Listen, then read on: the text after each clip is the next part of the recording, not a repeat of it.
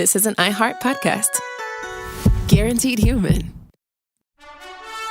Friday.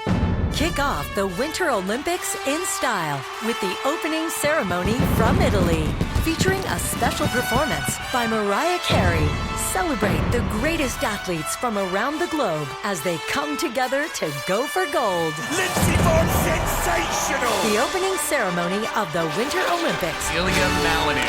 Redefining the sport. Friday at 8 Eastern, 7 Central on NBC and Peacock. Body Bags with Joseph Scott Morgan. You know, in forensics and forensic pathology, medical legal death investigation, we've got some interesting terms that we use that other people might not necessarily think about, but they're kind of short, sweet, hard to beat. They're right to the point. And there's almost many times an economy of language, I think, in my field. And a lot of it has to do with form and function and, you know, just getting right to the heart of the matter. And in today's case that we're going to talk about, there is a term that I've heard throughout my entire career. And there's something I love about this term because it really sums things up. And here you go. You ready? Injuries incompatible with life. Now, it doesn't matter if you are in Canada, the U.S., the UK, Germany. It doesn't matter where you are. It doesn't even matter if you're in Argentina. That term, in the medical legal community, it defines something to make it incompatible with life. That is, you can't go on. We're going to be talking about the sudden and unexpected, and to this point, unexplained death of a very high-profile individual that everyone is aware of. You know who I'm talking about. Liam Payne, formerly of One Direction. I'm Joseph Scott Morgan, and this is Body Bags. Dave, I've covered, I guess, over my career in media, I've covered a lot of deaths involving celebrities. And let me see if I can name a few. The first one that jumps to mind is probably Paul Walker with his motor vehicle accident, where he died, and essentially a significant fire element of fire was involved in that. Let's see, who else? Robin Williams worked that one or covered it. Wow. And I think probably Philip Seymour Hoffman. That's another one. And of course, Eddie Murphy. It just goes on and on and on.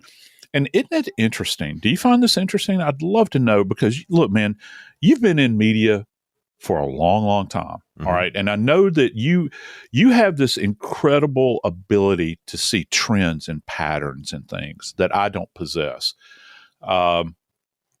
But isn't it interesting how when someone famous dies, the media is all over it, but you could have the same set of circumstances with just John Q. Public, and there might be an overriding public health interest even, and they're not going to make it through 2 news cycles. Isn't that kind of fascinating, the way it is human mind works? But you know, people are born every day and people die every day. Yes, they do. Famous people get more attention, but then it doesn't last long.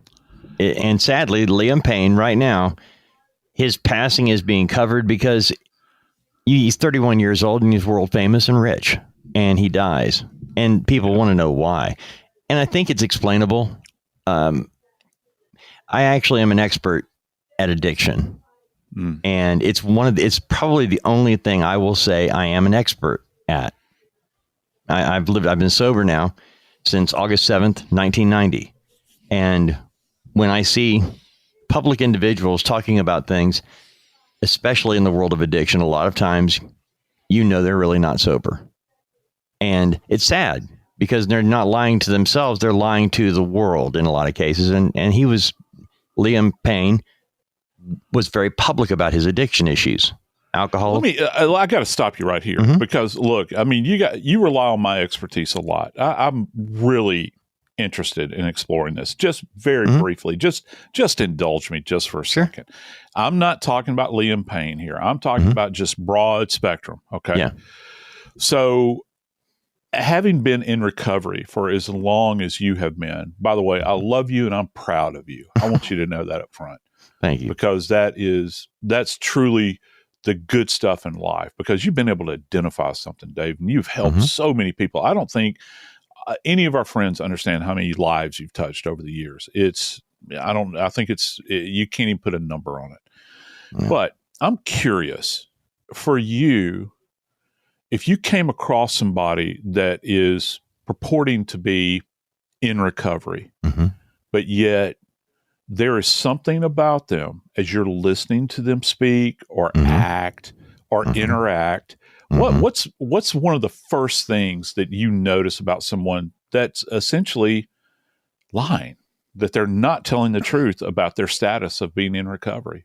Can you expand is something at all? I think it's only somebody. It's so personal. When you identify this, you just know when somebody's lying about their truth, because alcoholism and drug addiction, they're not to be messed with.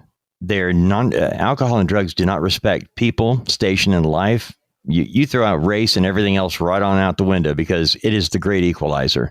It affects every family in the world today in one way or another, some type of addiction.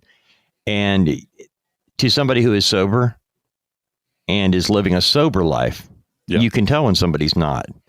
And it's tough to explain, but I will tell you, I would never actually say it in public either. I would actually go to them privately and have a talk. Yeah. And the reason with Liam, I don't know Liam Payne. I know who he is, and look at his life, the life of Liam Payne. This is a young man who talked about addiction issues he's only 31 when he passes away, and he was talking about addiction issues 8 years ago when he's, in his early 20s.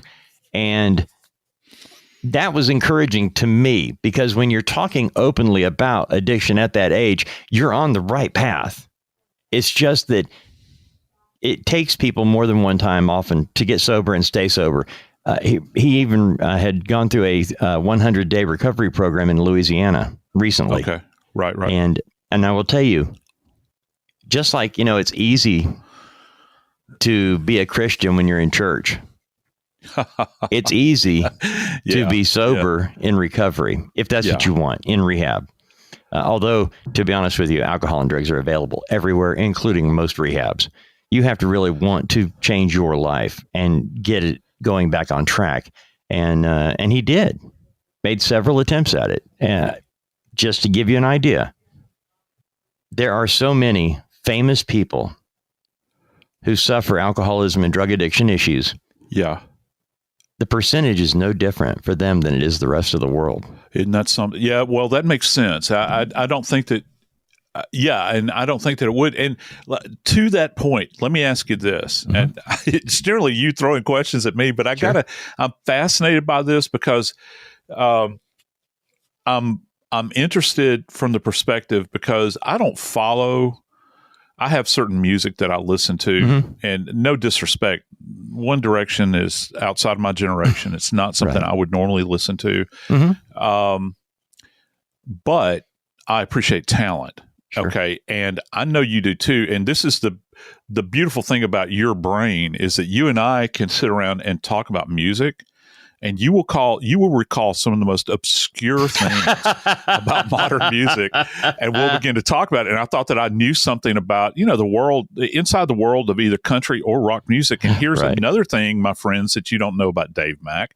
Big reveal here is that Dave has literally sat across the broadcast desk from some of the most famous people in music over the years. And I'm curious about this. Can you give any kind of insight into what that's like from the perspective of why is it so dangerous for somebody in that world that has a predisposition to an addictive behavior?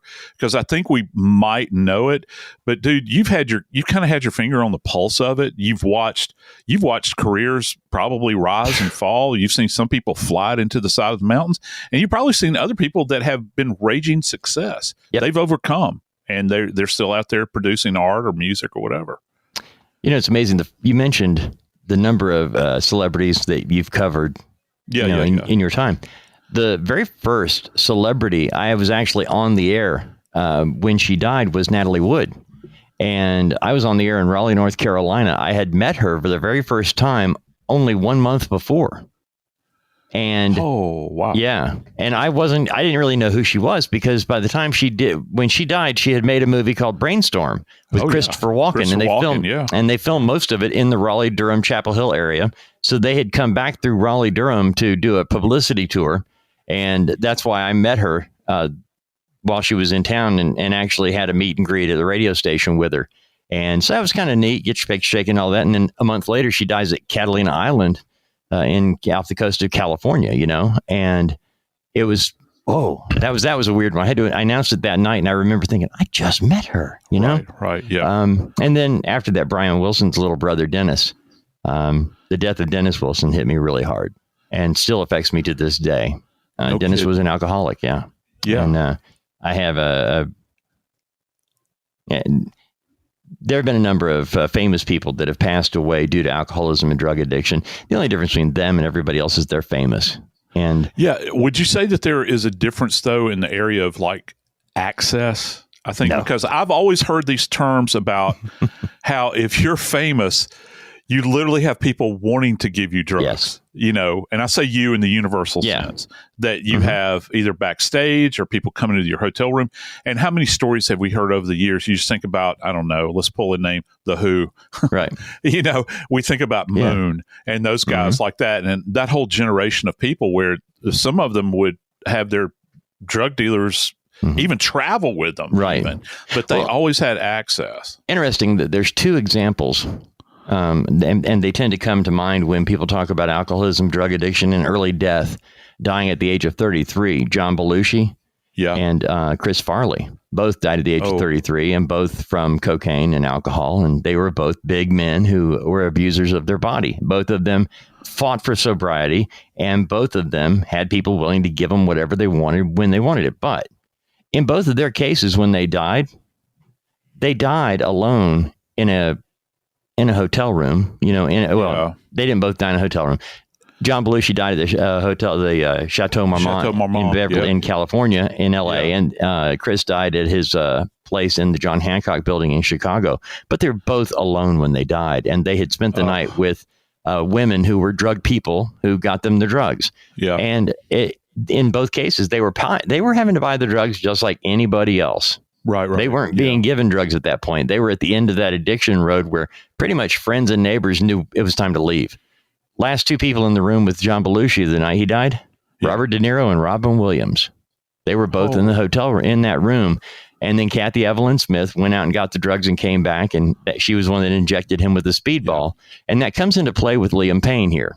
Yes, it does. Because when you look at the toxicology report of Liam Payne, there's a lot to go over here. Oh my gosh. Yeah, there really is. And I'm glad you brought up Belushi because he's probably one of the more famous cases.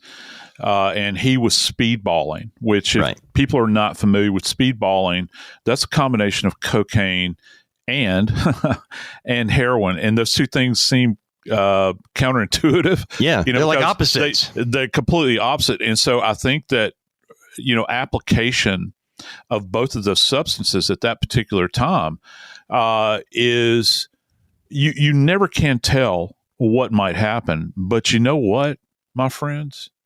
With Liam Payne, if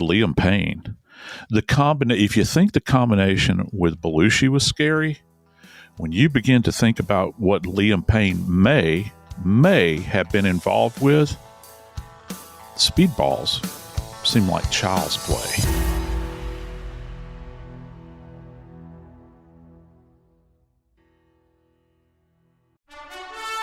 Friday. Kick off the Winter Olympics in style with the opening ceremony from Italy, featuring a special performance by Mariah Carey. Celebrate the greatest athletes from around the globe as they come together to go for gold. Lindsey Vonn, sensational! The opening ceremony of the Winter Olympics. Ilya Malinin. Redefining this sport. Friday at 8 Eastern, 7 Central on NBC and Peacock.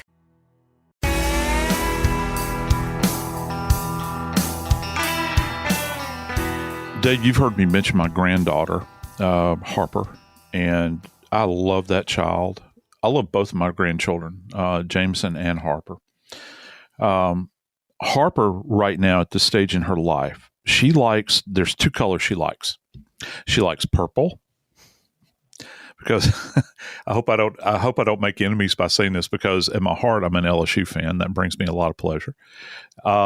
But the other color she likes, which I really love, is the fact that she's a little girl and she loves pink. She wants pink dresses. She wants pink shoes. She asked me for her birthday if I could get her a pink unicorn. And let me tell you how much I love this child. Papa actually went looking for a pink unicorn. So yeah, I pretty much do anything she wants me to do. But those are happy thoughts for me. But David, I never thought that I would be having a conversation in regards to a death investigation that literally involves the color pink. I was struck by it the first time I heard about it, because it's not necessarily cases that we've covered that have been involving this pink substance, because nothing has gotten on the radar until now. But apparently it is an insidious problem that has been going on both in Europe and South America for some time now. It's amazing how something will become a trend in a different world than you exist in. Yes. You and I don't run in that world. For those who are in the drug world, drug culture, they've heard about it and been playing with it for a while. You and I hear about it in the news and we're like, what? Pink cocaine. I told you the other day, my first thought was somebody is taking a marketing thing. It just took them 10 years to get Walter White from the blue meth to the pink cocaine. And then with Diddy, with everything going on with Diddy right now, this pink cocaine was a part of that story as well. Yeah, all of those drug combos. Yep. And you start looking at it, and pink cocaine is a mix of ecstasy, ketamine, caffeine, and a psychedelic known as 2CB or 2C. And I was looking for some type of analytical to this and found Lamar Odom. Lamar Odom is a former NBA player who's been with one of the Kardashians or whatever, but he's one of the guys who actually overdosed at the Bunny Ranch. I remember in that. Nevada. Yep. And nearly died. And anyway, he has now become sober. And I don't know Lamar Odom personally. I'm only talking about this from the standpoint of what we've been told. And he actually said that pink cocaine can cause auditory hallucinations. Yep. Does that mean you hear things in your head telling you to do something like, hey, man, you can fly? Yeah. I'm not going to say that it's on the same level as because, some instances with schizophrenia, you will have auditory and visual hallucinations.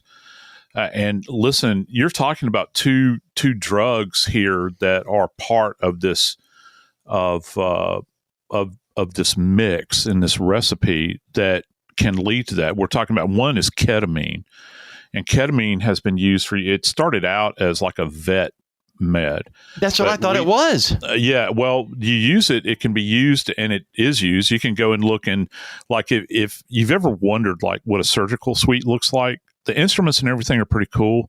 But if you go over to the drug cart where the anesthesiologist works, it's mind-blowing, because in every single drawer, they have multiple vials of all of these types of applications that they can actually use and apply under different circumstances. Ketamine is actually one of those.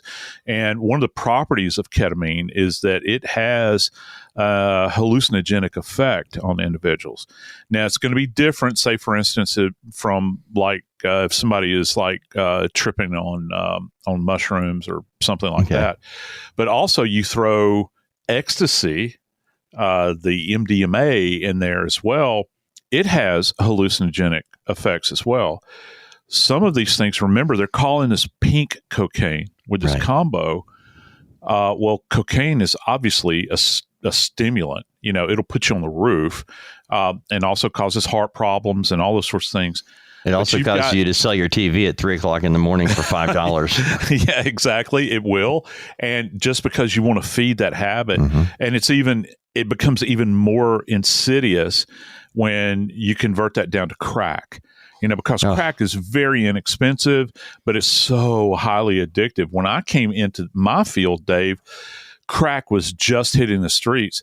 And it's not necessarily the same thing, but, to give you an idea, this is back during the days like when the movie Colors came out back in like 85 or 86. Robert Duvall and Sean Penn, and great movie, very well done. Matter of fact, Dennis Hopper directed that movie. Right. And it was gritty. I mean, it really was for that day and time. Well, that had to do with the crack epidemic. When I was working in New Orleans, when it hit the streets, dude, we literally did have drive-by shootings all the time. It seemed like we would have 3 or 4 per week. And I'm sure I'm overestimating that, but it sticks out in my mind. But crack is so insidious that people would do anything for it. Right. You see that now with meth, which also meth can be found in this combo of pink cocaine. Here's the problem. You don't have people. This is not like you're talking about Pfizer or Roche Laboratories or Johnson & Johnson. This is not being manufactured in some kind of factory somewhere where everybody's wearing a hairnet, they're gloved, you've got all of these people on production. No, this stuff is being whipped up in somebody's basement.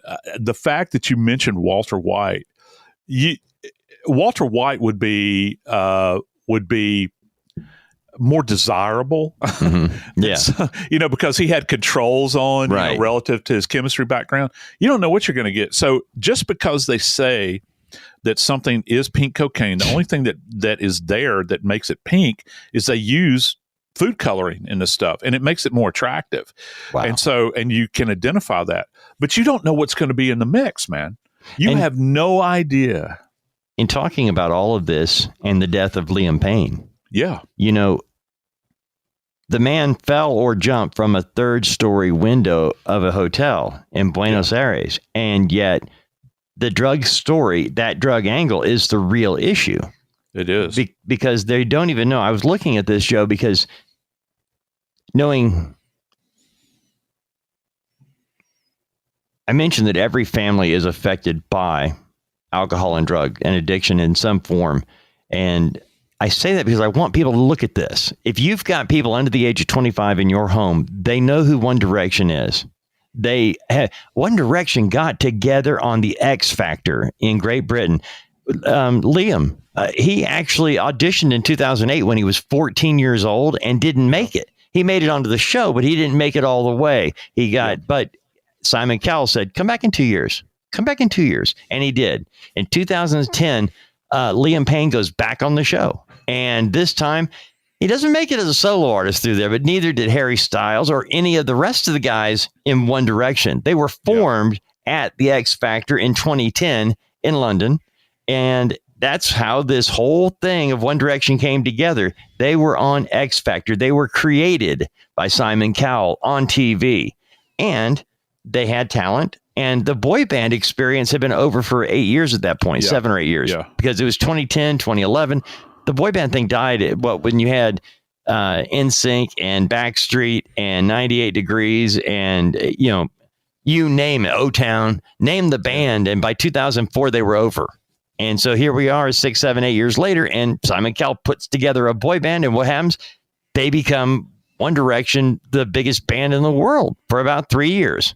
They toured the world. Yeah. Yeah. And it's a completely, and can you imagine being that age? It's obviously something you're desiring. I'm not talking about the drugs. I'm talking about the fame and the success. And then you're thrust into that world and you bear witness to everybody that is around you. Dude. And you work at such a pace.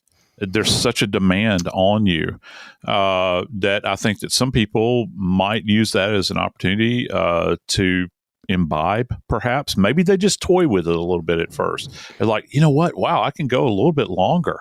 I feel good. And then they start to do variations on everything. And then perhaps you wind up, you're in a hotel all by yourself now, down in Buenos Aires. Just think about that. Down there, and you're you're there, you're alone, you're fighting addiction. From what I'm understanding right now, his girlfriend, some people are using, this ain't me saying this, right? Some people are using the term abandonment. She's 25 years old. She went back to the U.S. And left him down there. He extended his stay. Maybe she had too much. Maybe I she was done. Yeah. Joe, there you go. You said something a minute ago. Yeah. And here's the reality. When I started drinking as a teenager with my friends, it's something not everybody does, but our generation did, because at our generation, you could drink alcohol at 18 years old. Yeah. When I went to college, you drank in college. You went to the bars because freshman turned 18. Right. And so alcohol in high school was kind of a rite of passage. Who could get the beer this weekend, Yeah. And as a teenager in high school, Joe, I drank differently than my counterparts did, my friends, when we would drink. I drank differently then. I knew from a very early age that I drank differently. I was competitive with it, And I read Liam's story over the last couple of days, and I understand him in a huge way. And I'm telling you that I never drank like a regular person. Other things didn't really appeal to me. When Liam talked about when they were out on tour and they had a few days of a break, you know what he would do? Stay in the hotel room with the beer fridge or the cooler in between his legs, pretty much drinking beer or whatever alcohol was in there. I've done that. And I'm not a superstar. I'm not leaving my house with people waiting to see me paying $25. That doesn't I'm just a regular Joe who did the exact same thing because I was alcoholic. And I'm not putting that on him. He's the one that volunteered this information. And this isn't two guys making up stories about Liam Payne. I'm telling you, this is what he shared. And that's why my heart goes out to him. But my heart goes out to those who loved him, knew him, because, all right, let's say the girlfriend did have her fill. Well, you know what? From what they found in his hotel room, Joe, there was a lot going on in there. And if you don't want to take part in this, you're going to leave. That's not abandonment. That's actually being an adult.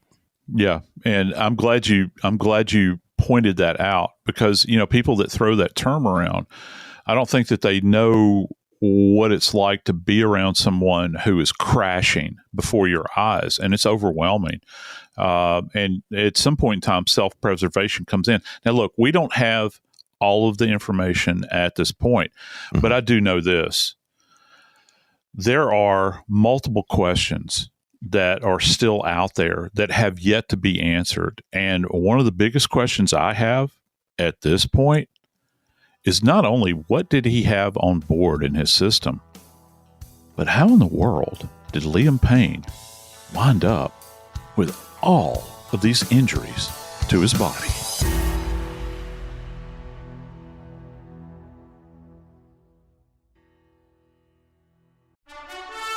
Friday. Kick off the Winter Olympics in style with the opening ceremony from Italy, featuring a special performance by Mariah Carey. Celebrate the greatest athletes from around the globe as they come together to go for gold. Lindsey Vonn, sensational! The opening ceremony of the Winter Olympics. Redefining the sport. Friday at 8 Eastern, 7 Central on NBC and Peacock.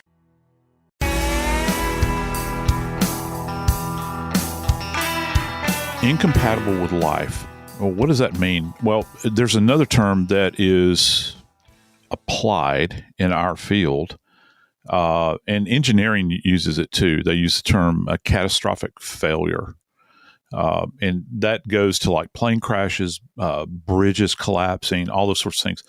But we also use the term in forensic pathology called catastrophic injuries. And that goes to this idea of incompatibility with life, that is to go on. And one or more of the systems are impacted in the body. You can have maybe too much cocaine on board or some other drug that's going to impact the way you breathe, or the way your heart functions, or maybe the way your brain functions. And that leads to the incompatibility. But also, Dave, one of the other things that you begin to explore with these catastrophic events is injuries. Because if you just think about it, somebody's in a car accident, there's any number of different types of car accidents you can be in. Doesn't mean you're going to have a catastrophic injury. But if you have flail chest, which means bilateral broken ribs and maybe a skull fracture, that's catastrophic. Okay. That's going to be incompatible with life more than likely.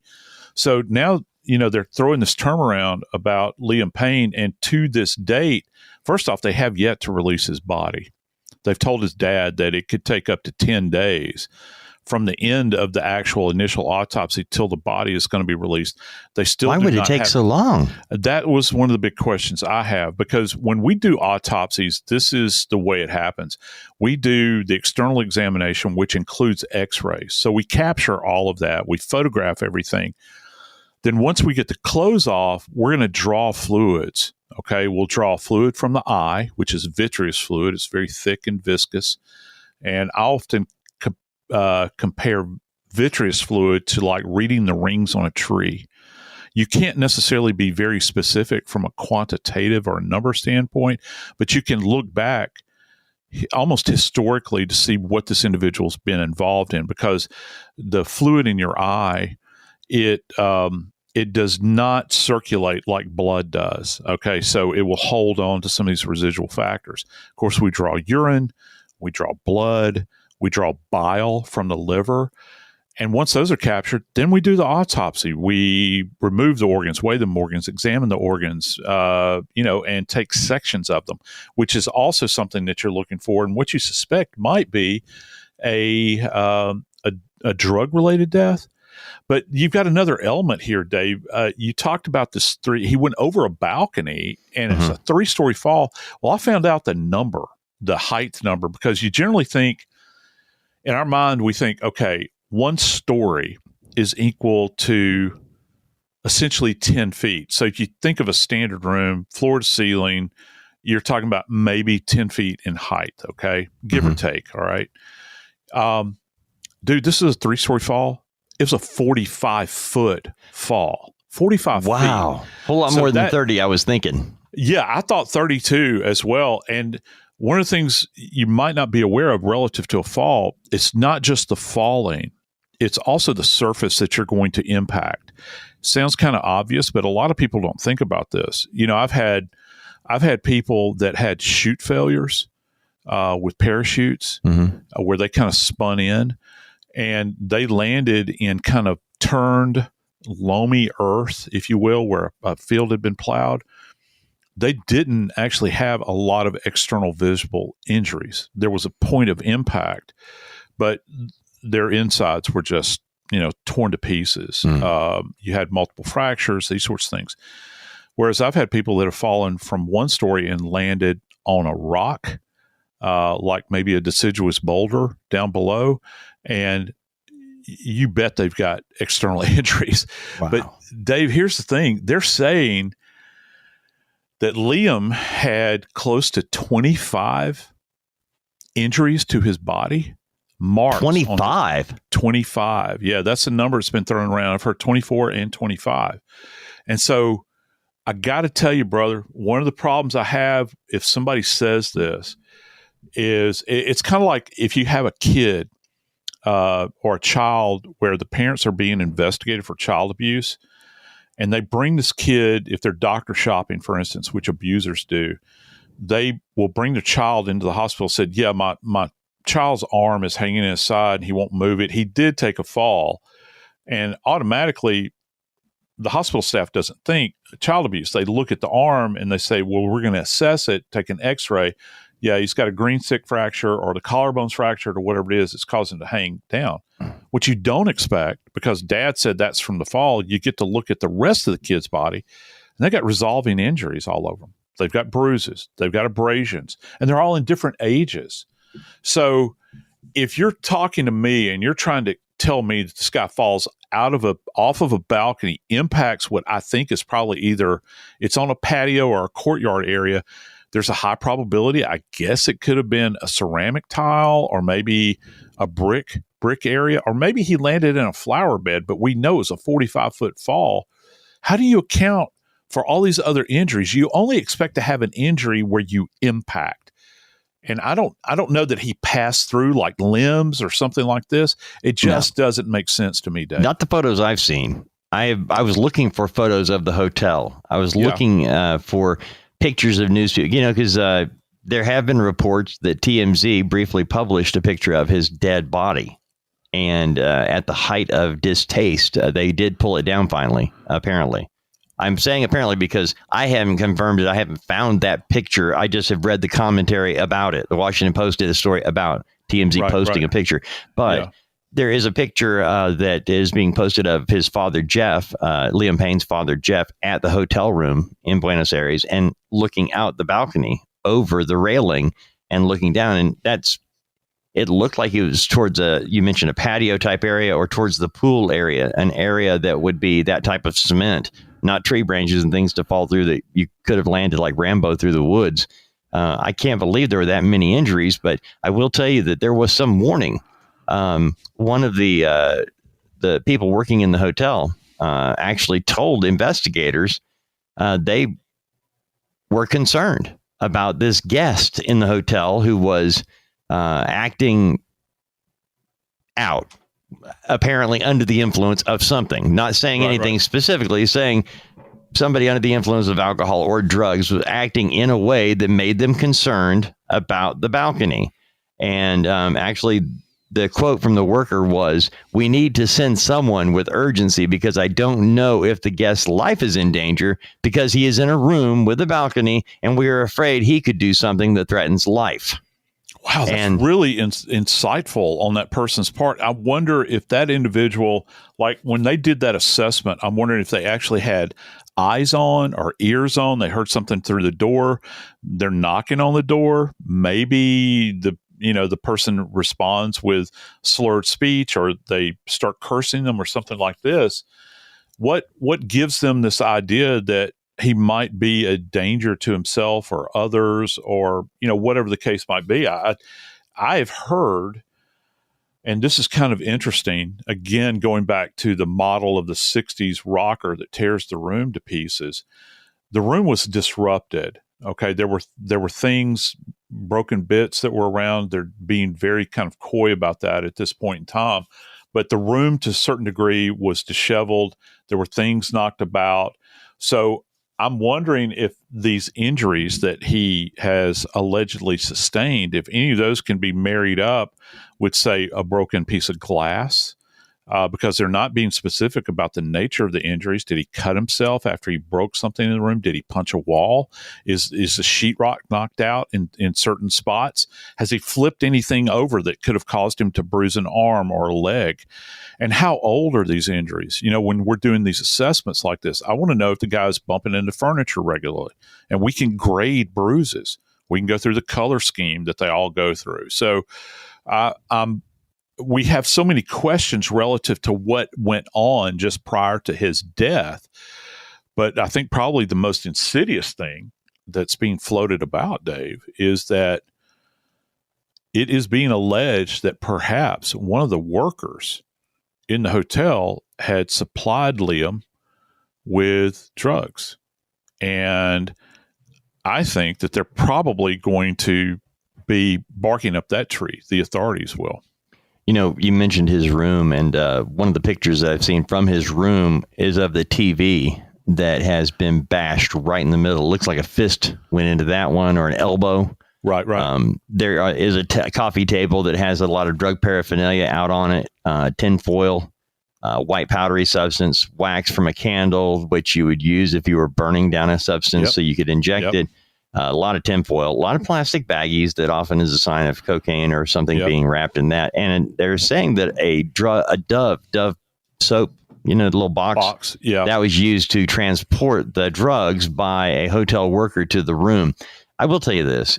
I know we as people, we have to place blame when we have to assign blame when something happens, because the person we care about and we spent money on or whatever, we don't want to see their failures in life. We don't want to think it was just them, that they made this decision.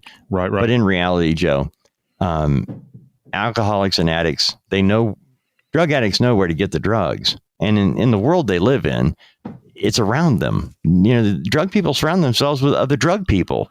It happens in every walk of life. Yeah, I think that even if you worked in a law office, you Yes. could have access. You could work at, I don't know, a police department. Yep. Perhaps. Happens all the time. Yeah, it does. It really does. So They know where the drugs are. Yeah, they certainly do.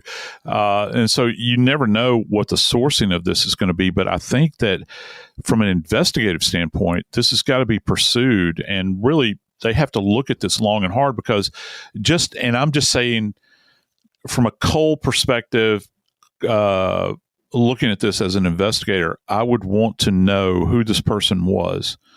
How many times have they interacted with Liam? My understanding is that all the CCTV stuff has been pulled at this point. Oh, I bet. Holy moly. Yeah. And I don't know, like, if we were to give a star rating on this hotel, I don't know if it's like a bottom of the barrel place or if it's a nicer upscale place where people with money and celebrity might go, where you're going to have to access. The only way, nowadays, even in the lower end hotels, in order to access your floor in an elevator, not only you don't just push the button, you have to have your card key and you tap it, and then you press the button to go to the floor that your room is on. Oh, wow. So they're going to have CCTV of everybody that was coming and going in that hallway. And to that point, I'm interested in who made this call where they're worried about this individual. And remember, we had mentioned earlier, or you had specifically, that this could be at the hand of an employee of the hotel. Was that the individual that actually called it in that was also dealing them drugs? I have no idea, Dave. I know. And that's the part that will come out. We'll find out. I was really curious when you mentioned the number of injuries that he had. And I'm thinking, okay, a third floor balcony, they're concerned about it because the guy is acting in a way that's making him unsafe to be at a place that has a balcony.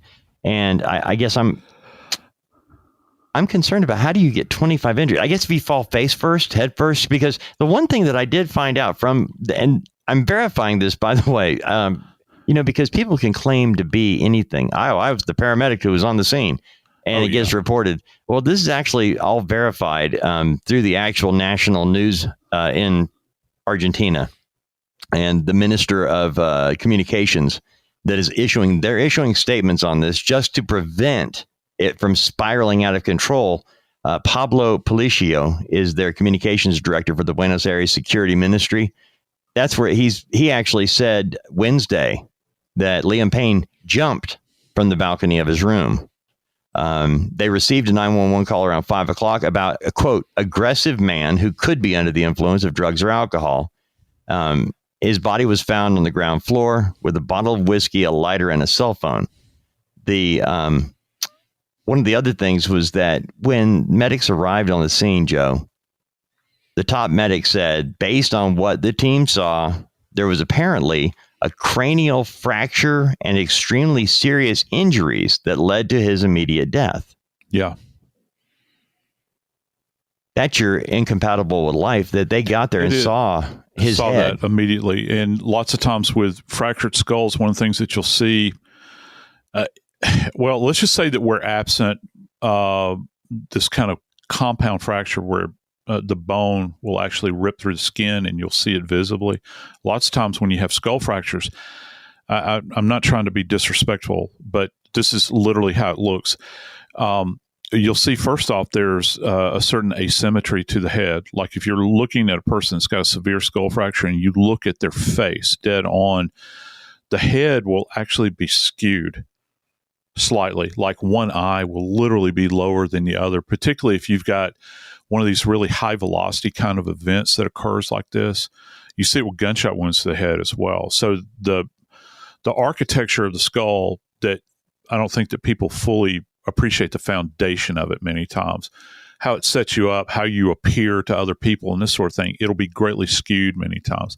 So they would have seen that. But another way that you can kind of assess that is that you check the ears. Now, people say look for spinal fluid, the clear fluid. Yeah, you'll see the clear fluid, but it'll also be commingled with blood as well. So you've got blood coming out of the ears. And just because somebody impacts on the ground, and let me tell you this as well, just because somebody impacts with the ground doesn't mean they die instantaneously. Okay, I think a lot of people labor under that idea. I'm not saying that they would be conscious, but you can have these catastrophic events where you will still have this individual that is lingering, after the fact. And look, EMTs, they're the best sources of information. And you're right. People can claim that they were the first people there. We don't know. But they will have eyes on at a scene to be able to make this assessment pretty readily, relative to what was going on with him and the condition of his body, when they're observing it.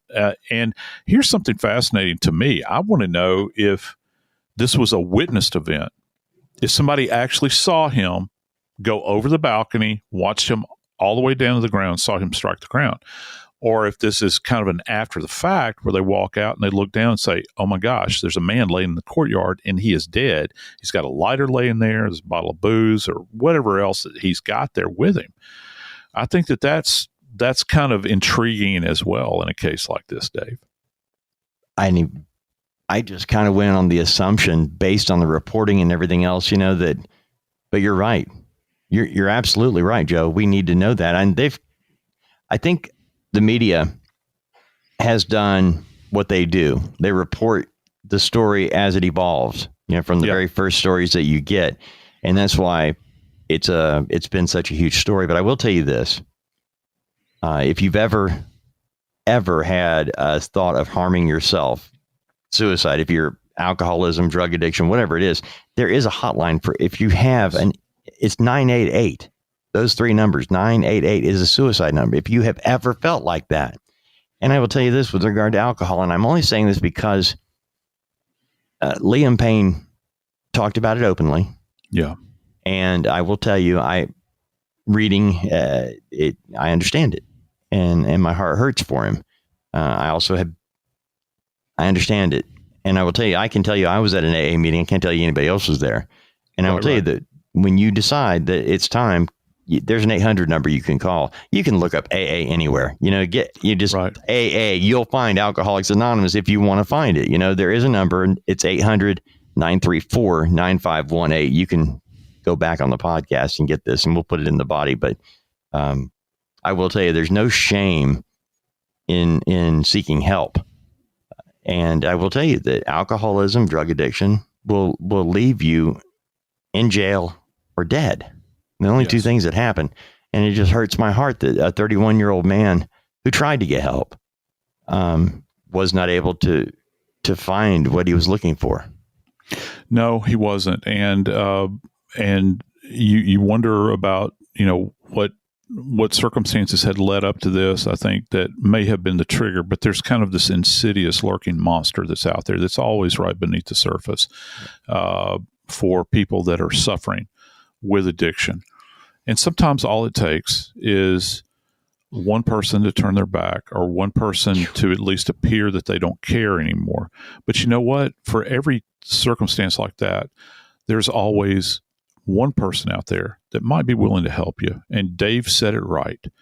You can check into AA, or particularly if you're having thoughts of injuring yourself, please, I implore you, dial 988. I'm Joseph Scott Morgan, and this is Body Bags.